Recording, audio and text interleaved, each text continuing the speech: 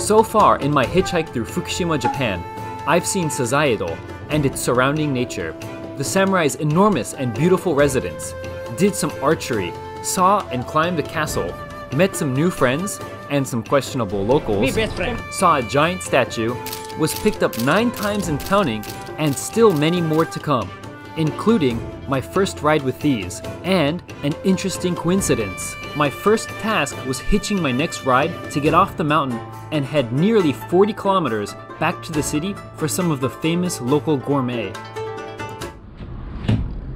After getting off the mountain, I made it to a restaurant which serves the local gourmet called Kitakata Ramen. And to be honest, it wasn't that great. I'm not a big fan of ramen, despite there being popular ramen wherever you go in Japan.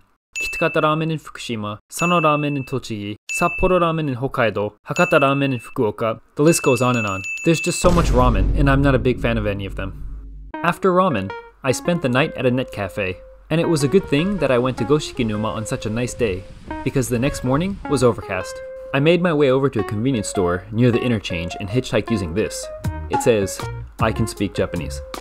Because despite the sign being written in Japanese, people just assume I don't know Japanese. I've actually had people tell me before that if I couldn't speak Japanese, they wouldn't have picked me up. Anyway, I was picked up for my first time by an international couple, a Japanese husband and a Chinese wife. The husband told me that he and his wife had actually seen me the previous day while I was on my way to Goshikinuma and had wanted to pick me up but weren't able to. So I decided to review the footage and found this.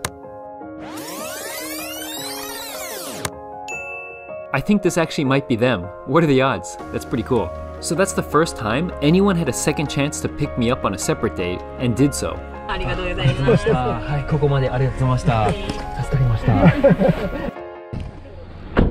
After getting dropped off at a cold and miserable parking area and then getting laughed at by some college students, I was picked up and got to meet these cute guys. They're too small to be greyhounds, but too large to be Italian greyhounds. They're whippets, and these puppies are fast. The couple that picked me up took a trip to Akita and entered their dogs into a race. This one is only 1 year old, and he got first place in the race. This one is 12 years old and just entered the race for fun. They dropped me off at Nasu service area, and I was picked up faster than ever. But how? I went to the food court to check the place out, and from behind, they saw me holding the hitchhiking sign. Soon after talking to them, I realized there was an interesting coincidence. The husband of this family was Japanese and his wife Chinese. Where have we heard that before? Not only that, the family had just come back from seeing Namahage, a monster in Japanese folklore, over in Akita, the same prefecture the previous couple went for their dog race. There were a lot of coincidences this time. Was the universe trying to tell me something? Who knows? So anyway, the family was from Chiba and recommended I check out a mountain called Nokogiri-yama, which means Saw Mountain.